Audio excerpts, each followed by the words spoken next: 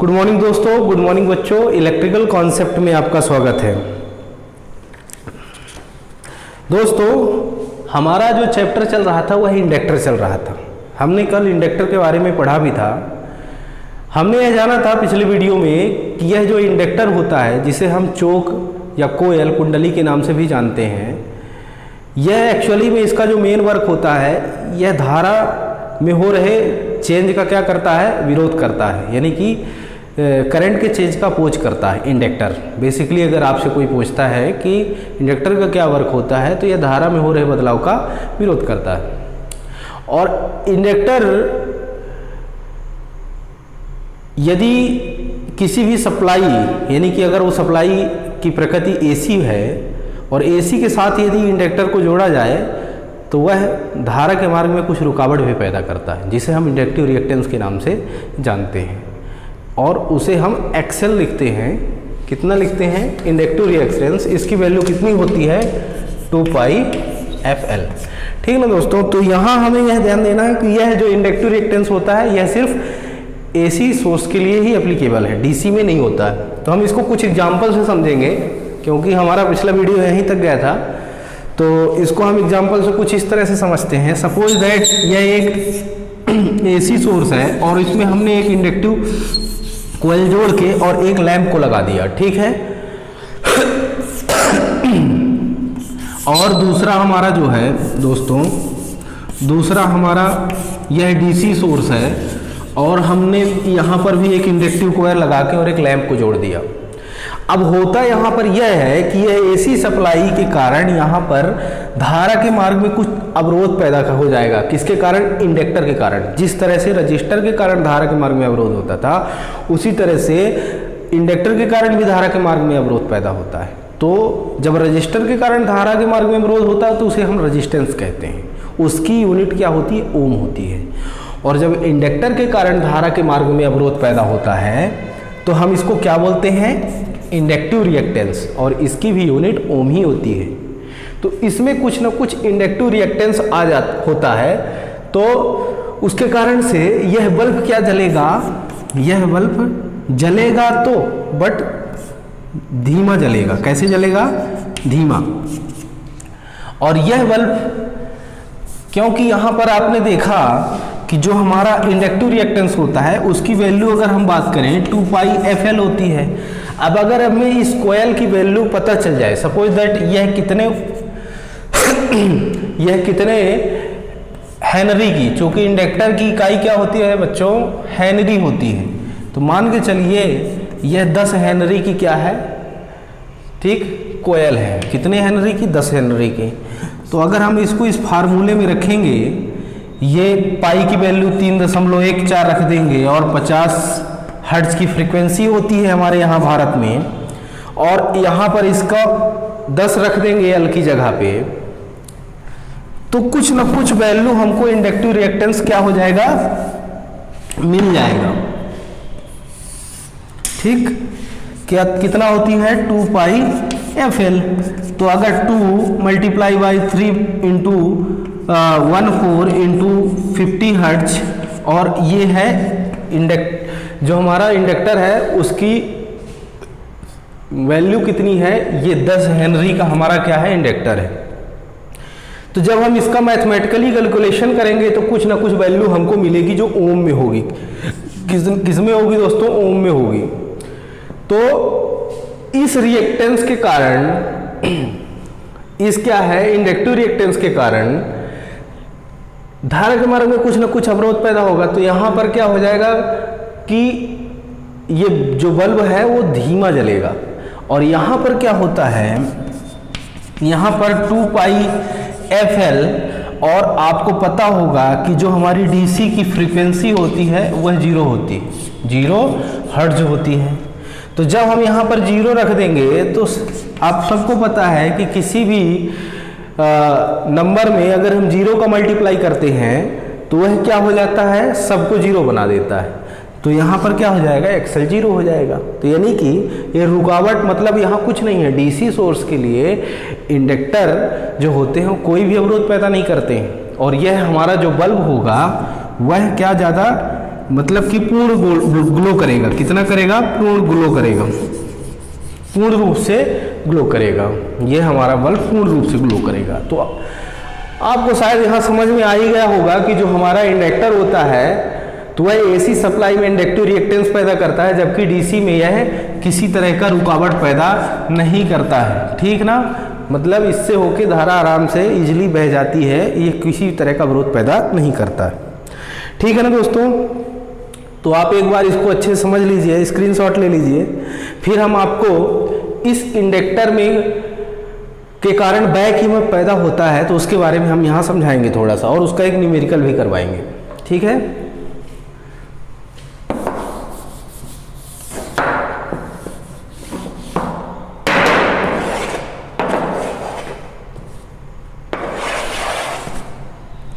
चलिए हम इसको मिटाते हैं। अब हम आपको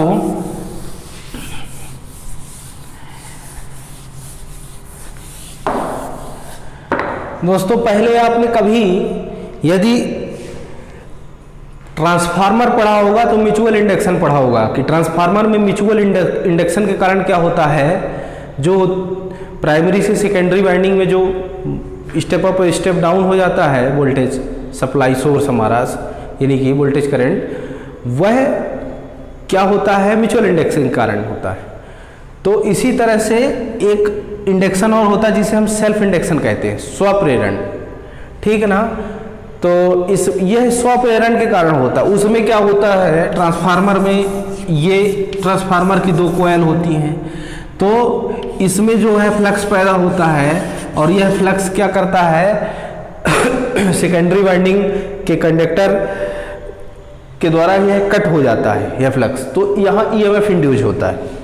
ठीक, क्योंकि फैराडे ने जो कॉन्सेप्ट दिए थे कहीं पर भी जो है वोल्टेज इंड्यूस करने की, तो वह यही दिया था कि अगर कोई चालक के द्वारा किसी फ्लक्स को काटा जाए तो वहाँ पर उस चालक में क्या होता है, वोल्टेज इंड्यूस हो जाता है।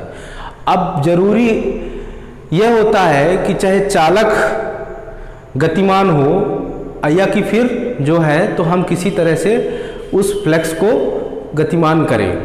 ठीक है ना, मैग्नेटिक फ्लक्स को। तो वो तो खैर म्यूचुअल इंडक्शन की बात थी, हम यहाँ सेल्फ इंडक्शन के बारे में देखेंगे। तो दोस्तों मान लीजिए कि यह कोई इंडक्टर है, ठीक, तो यह एक वोल्टेज सोर्स है।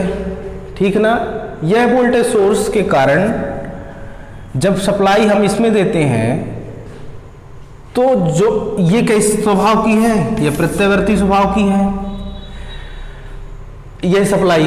अब इसमें जो है तो इसमें जो हमारा करंट है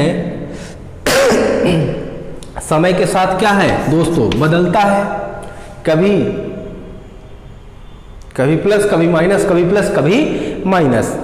ठीक, तो जो हमारा करंट की पोलैरिटी है वह क्या है, निरंतर चेंज हो रही है। और किसी भी जगह पे ईएमएफ इंड्यूस करने के लिए सबसे बड़ी प्रोबेबिलिटी यही होती है कि जो चुंबक की पोलैरिटी है वह क्या होनी चाहिए, बदलनी चाहिए, यानी कि उसमें कंटिन्यू चेंजेस आने चाहिए। ठीक है ना, मोटर जनरेटर सब इसी सिद्धांत पे काम करती हैं। तो यहाँ पर हम यह पाते हैं कि यह क्या है, वोल्टेज सोर्स है। अब इस सोर्स के कारण इस तरह की सप्लाई पैदा होगी प्रत्यावर्ती स्वभाव की। अब इस सप्लाई के कारण इसमें जो फ्लक्स होंगे उस फ्लक्स को यह जो चालक है, मतलब कि जिस चालक से यह कुंडली बनाई गई है, यह जो चोक है, क्या है दोस्तों, यह चोक के चालक इस फ्लक्स को क्या करेंगे, काटेंगे। तो इनके टर्मिनल में भी एक वोल्टेज पैदा हो जाएगा जिसे हम क्या कहेंगे, बैक ईएमएफ। ठीक, बैक ईएमएफ। तो यह बैक ईएमएफ कितना पैदा हो जाएगा, di/dt। ठीक है ना, वह कितना पैदा हो जाएगा, वह यही लेंज का जो रूल है, equal to L di/dt, इतना पैदा हो जाएगा। अब यहाँ जो L है वह इंडक्टर है, तो अगर हम इसको और ज़्यादा डिराइव करेंगे तो हम यह पाते हैं कि E into D T upon D I होता है। मैथमेटिक्स आपसे आती ही है, आप कैलकुलेट कर लीजिए। ठीक, तो यहाँ हम यह पाते हैं E को लिखते हैं वोल्टेज, T को लिखते हैं सेकेंड, क्या लिखते हैं दोस्तों, टाइम को हम सेकेंड से लिखते हैं, और इसको लिखते हैं एम्पियर। ठीक, तो हमने यह पाया कि इंडक्टर की जो यूनिट होती है, inductor E into D T upon D I होता है। ठीक, और इसकी यूनिट जो होती है वोल्ट सेकंड पर एम्पियर होती है, और यह किसके बराबर होती है, तो यह होती है H यानी कि हेनरी के बराबर। तो इसीलिए जो इंडक्टर की इकाई होती है वह हेनरी होती है, वोल्ट सेकंड पर एम्पियर। ठीक, तो यहां से हमको यह चीज देखने को मिलती है। तो हमने यह जाना कि ए कोयल सेल्फ इंडक्शन के कारण अपने में एक वोल्टेज पैदा करती है जिसे हम बैक ईएमएफ कहते हैं, और इस बैक ईएमएफ का बहुत बड़ा रोल होता है मोटर वगैरह के प्रिंसिपल में, जनरेटर के प्रिंसिपल में।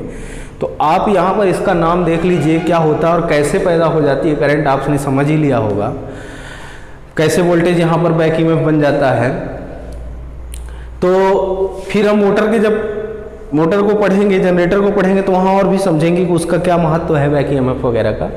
तो खैर यहाँ पर अभी आपने यह समझा होगा कि अगर किसी भी सोर्स से कोई चोक कोयल को जोड़ दिया जाए तो चोक कोयल में क्या है, चोक में अपना एक जो है तो ईएमएफ डेवलप हो जाता है जिसे हम बैक ईएमएफ के नाम से जानते हैं। अब हम यहाँ पर एक सवाल को दोस्तों सॉल्व करेंगे, तो उस सवाल को आप देखिए, हम यहाँ पर बोर्ड में लिख रहे हैं उस सवाल को।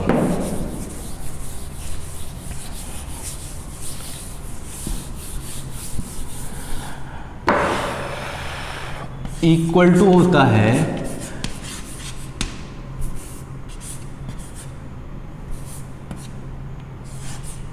dt और L इक्वल टू होता है volt ampere per volt second अपन पर एम्पियर।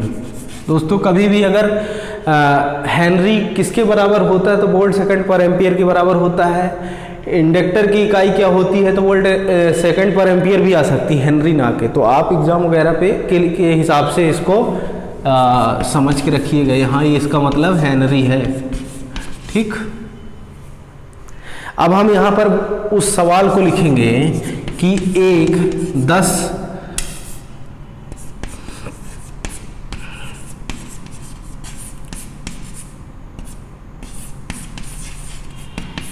हेनरी की कॉइल है। ठीक है दोस्तों, तो हमने यहाँ पर सवाल को ऐसे रफली लिख दिया है कि एक 10 हेनरी की कॉइल है। कोई कॉइल है जो 10 हेनरी की है और उस कॉइल में जो धारा जा रही है, सप्लाई सोर्स जो है, सप्लाई से जो उस कॉइल पे जो धारा जा रही है, तो धारा परिवर्तन की दर कितनी है, 10 एम्पियर पर सेकंड है। तो चौक के सिरों में बैक ईएमएफ कितना होगा बताना है आपको। ठीक, हम यहाँ पर लिख देते हैं कि यह कोई चौक है, इसमें जो धारा परिवर्तन की दर है आई कितनी है, 10 एम्पियर पर सेकंड है। ठीक, और यह जो कोयल है वो कितनी की है, 10 हेनरी की है। साफ सुथरा लिख देता हूं दोस्तों, यहाँ पर मैं इस प्रश्न को मिटा रहा हूं। चलिए यहाँ लिख देते हैं। देखिए यह कोई क्या है, सप्लाई सोर्स है और इसमें एक कोयल लगी हुई है, चोक कोयल, जिसे आप इंडक्टर भी कहते हैं। ठीक है ना, आपको बुकों में यही नाम सब मिलेंगे, कभी चोक मिल जाएगा, कभी कोयल मिल जाएगा, कभी रिएक्टर मिल जाएगा, कभी इंडक्टर मिल जाएगा। तो आपको इससे घबराना नहीं है।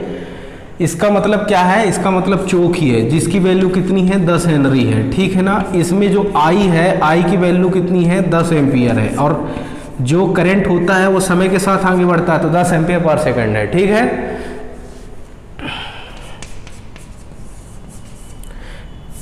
क्योंकि दोस्तों आपने पढ़ा भी था, पहले भी मैंने बताया था कि जो हमारा आई होता है, आई कितना होता है, Q अपॉन T होता है। तो जो हमारा यानी कि जो हमारा आप उसको कुछ ऐसे समझ लीजिए। देखिए जो हमारा वोल्टेज करंट होता है वह किसके साथ बढ़ता है, समय के साथ आगे बढ़ता है, ठीक है ना। इस वेवफॉर्म से आप समझ पा रहे होंगे। तो जो हमारा वोल्टेज करंट है वो समय के साथ आगे बढ़ता रहता है। तो हमको इस प्रश्न को सॉल्व करना है कि एक 10 हेनरी की कोयल है, यह कोयल 10 हेनरी की है, यदि इसमें धारा परिवर्तन की दर 10 एम्पीयर पर सेकंड है, तो हमको यह ज्ञात करना है कि इस कोयल में कितना वोल्टेज पैदा होगा, जिसे हम बैक ईएमएफ कहते हैं, ठीक है ना। तो अभी हमने यह फार्मूला पढ़ा, इस फार्मूले में ये बैक ईएमएफ ही है ई, जिसे ईएमएफ कहते हैं, L D I upon D T है। तो अब दोस्तों इसमें एल की वैल्यू लिख दीजिए 10 और D I upon D T यानी कि माइनर सा भी करंट है तो उसको भी मेजर करेगा, डिफ्रेंशिएट कर दिए हम यहाँ पर। तो आई अपॉन टी है तो यानी कि आई क्या है, एम्पियर अपॉन सेकेंड है, तो 10 एम्पियर पर सेकेंड है। तो आपको यहाँ से 100 वोल्टेज मिल गया। कितना मिल गया, मतलब इस कोयल के अंदर हम कितना बैक ईएमएफ बनेगा, 10 वोल्टेज का बैक ईएमएफ बनेगा, ठीक है। तो यहाँ पर मैं लिखे भी दे रहा हूँ बैक ईएमएफ कितना होगा, 10 वोल्टेज का। यहाँ 10 वोल्टेज का बैक ईएमएफ बनेगा। तो दोस्तों आप यह इंडक्टर के बारे में यह वीडियो देख रहे हैं तो आशा करता हूँ आपको ये वीडियो समझ आ रहे होंगे कि इंडक्टर होता क्या है। इंडक्टर एक पैसिव कंपोनेंट है जो धारा में हो रहे चेंज का क्या करता है, विरोध करता है। और अगर सोर्स की प्रकृति एसी यानी कि प्रत्यावर्ती हो तो यह धारा के मार्ग में विरोध भी पैदा करता है, जिसे हम इंडक्टिव रिएक्टेंस कहते हैं। और धारा में जो धारा के चेंज का अपोज करता है उसे हम इंडक्टेंस कहते हैं। और इस कंपोनेंट को इंडक्टर या प्रेरकत्व कहते हैं। इसे चोक और कोयल के नाम से भी जाना जाता है। और हमने यहाँ पर यह भी पढ़ा कि अगर किसी भी कोयल पे सप्लाई जब हम देते हैं, किसी सोर्स से जोड़ते हैं, तो उस कोयल के में सेल्फ इंडक्शन के कारण, स्वप्रेरकत्व के गुण के कारण, स्वप्रेरण के कारण क्या होता है, एक वोल्टेज पैदा होता है जिसे हम बैक ईएमएफ के नाम से जानते हैं। और इस बैक ईएमएफ का आगे मोटर जनरेटर में बहुत ज़्यादा यूज होता है। तो आज के लिए इतना ही दोस्तों, कल हम आपको अगले कॉन्सेप्ट के साथ मिलेंगे। तब तक हमारे आप वीडियो को शेयर करिए और लाइक करिए, अपने दोस्तों के साथ इस वीडियो को फॉरवर्ड करिए, सपोर्ट प्रदान करिए। आज के लिए इतना ही, धन्यवाद, जय हिंद।